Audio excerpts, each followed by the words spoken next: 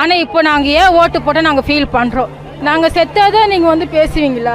5 ஆண்டுகள் வேலை செஞ்சு பணி நிரந்தரத்தை தரேன் நீங்கள் சொன்ன தினசரி நாங்கள் கேட்குறோம். நாங்கள் வேலையை போய் அங்கே வேலை செய்கிறோம், இங்கே வந்து போராடுறோம். சரி, வீட்டில் பசங்க பார்க்கணும், வீட்டில் வேலை செய்யணும். இங்கே வந்து காலையில சாயந்தரம் போராடி கொண்டு தான் செய்யும். ரொம்ப கஷ்டமா இருக்குது எங்களுக்கு. உடம்பெல்லாம் வலி எடுக்குது சார். எங்களால் உட்கார கூட முடியல சார். முன்னாடி இந்த ஆட்சியை பரவாயில்லன்னு இப்போ நினைக்கிறேங்க. நாங்கள் இப்படி கையை காட்டி 2 கையை என் நெஞ்சில் குடியிருக்கும்னு சொல்லி மக்களே என்னாரு.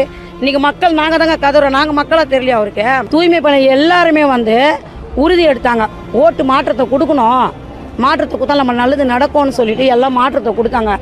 ஆனால் அன்றைக்கி எங்களை கூப்பிட்ட முதலமைச்சர் எங்களை கூப்பிட்டு உள்ளே வாங்கன்னு உட்கார வச்சு அவர் கையாலே எங்களுக்கு டீ கொடுத்தாரு, அவர் கையில் பிஸ்கட் கொடுத்தாரு, எங்களை தோல் மேலே கை போட்டு போட்டாரு, சால்வை போட்டார். நீங்களாம் என் தாய் குலம்னு சொன்ன முதலமைச்சர் இன்றைக்கி நாங்களாம் யாருன்னே அவருக்கு தெரியலங்க. 8 நாளாக கதறோங்க. பன்னாட்டு முதலாளிலாம் பார்க்க தெரிஞ்ச முதலமைச்சர் ஓட்டு போட்ட மக்கள் நாங்கள் எங்களை பார்க்க அவருக்கு நேரம் இல்லை.